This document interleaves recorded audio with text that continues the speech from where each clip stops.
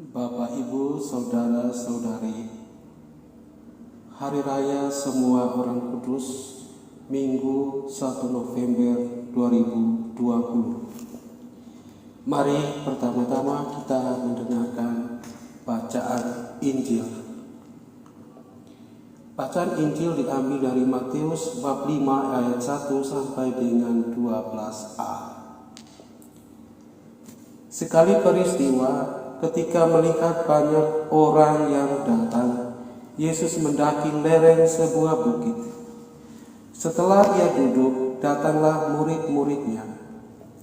Lalu Yesus pun mulai berbicara dan mengajar mereka, katanya, "Berbahagialah orang yang miskin di hadapan Allah, karena merekalah yang mempunyai kerajaan surga. Berbahagialah orang yang berduka cita, karena mereka akan dihibur. Berbahagialah orang yang lemah lembut, karena mereka akan memiliki bumi. Berbahagialah orang yang lapar dan haus akan kebenaran, karena mereka akan dipuaskan.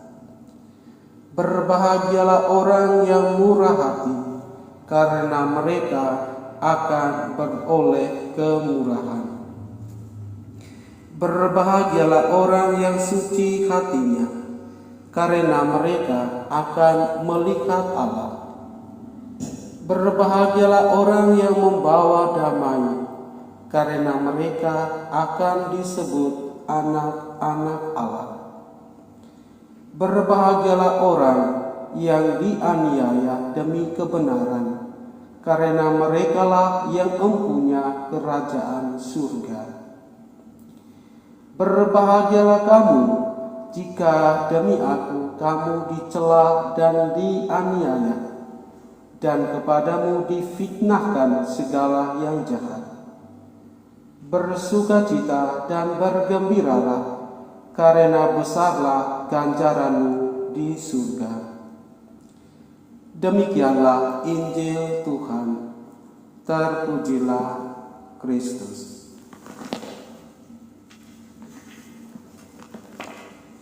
Berbahagia.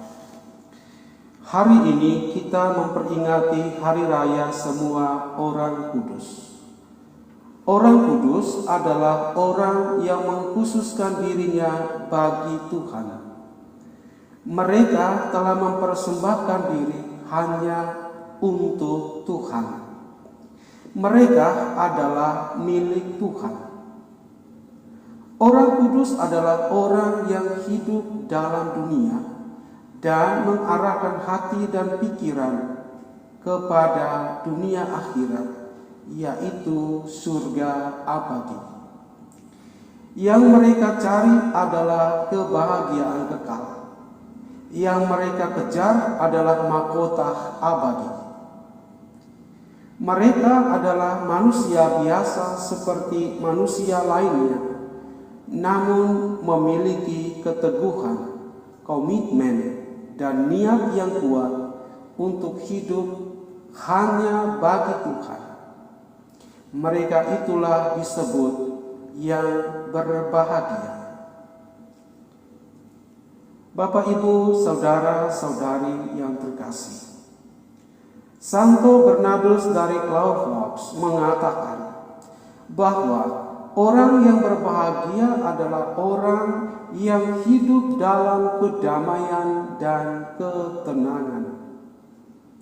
Mereka memiliki pengetahuan yang sempurna tentang diri mereka sendiri dan Tuhan. Santo Yohanes dari Salib mengatakan, "Sekarang engkau diberitahu bahwa engkau sendirilah tempat tinggalnya, tempat persembunyian dan perlindungannya.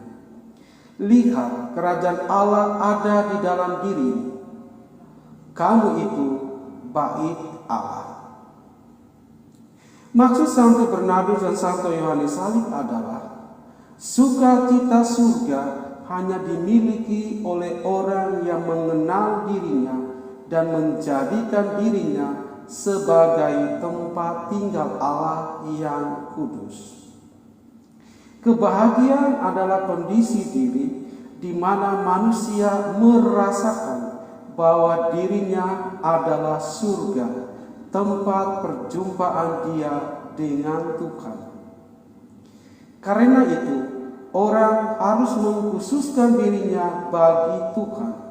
Orang harus menjauhkan diri dari cacat celah dosa dan berusaha menemukan dan mengandalkan Tuhan dalam kemanusiaannya.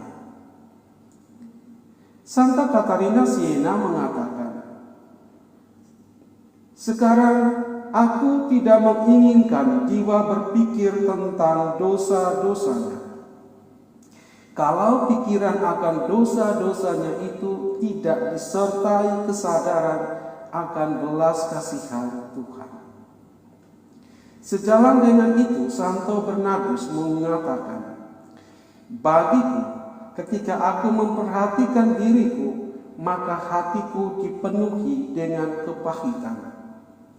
Tetapi ketika aku melihat dan menatap belas kasihan Allah, aku dipenuhi dengan kebahagiaan besar."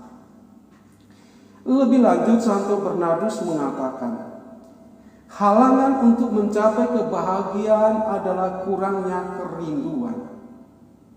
Santa Katarina Siena sering menekankan perlunya kehausan dan kerinduan akan Allah. Karena itu dia mengatakan, jika engkau ingin menciptakan kemajuan, maka engkau harus haus, karena hanya orang yang haus yang dipanggil. Marilah kamu semua yang haus, datanglah kepadaku dan minum. Santo Agustinus mengatakan, engkaulah yang mendorong kami untuk gemar memujimu, karena kau buat kami mengarah kepadamu, dan hati kami tak akan tenang sebelum beristirahat di dalam engkau. Santo Bernardus melanjutkan, kerinduan tanpa kata bagi Allah adalah sebuah doa yang penuh daya. Demikian Santo Yohanes Salib. Semakin jiwa mengenal Allah, semakin ia rindu untuk melihat Allah.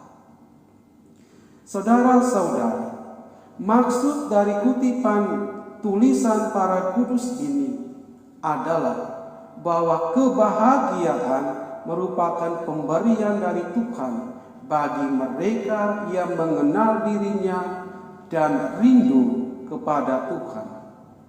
Artinya, hidup yang dibaktikan bagi Tuhan merupakan sumber kesucian dan kepenuhan diri. Saudara-saudari, semua orang Kristen dipanggil kepada kekudusan. Untuk menjadi kudus, Tuhan memberikan kita jalan secara berbeda-beda. Meskipun kita berbeda dalam panggilan, tetapi kita semua sama dituntut oleh Tuhan, yaitu agar menjadi pribadi yang haus dan rindu akan Tuhan. Pribadi yang haus dan rindu akan Tuhan adalah pribadi yang tidak menyandarkan diri dan memfokuskan diri pada tujuan duniawi belaka, melainkan menjadi pribadi yang dalam dunia mengarahkan hati kepada Tuhan dan menempatkan urusan duniawi dan ketercapaian diri kepada tujuan demi melayani Tuhan, untuk Tuhan, dan bagi Tuhan di dalam semua. Tuhan memberkati.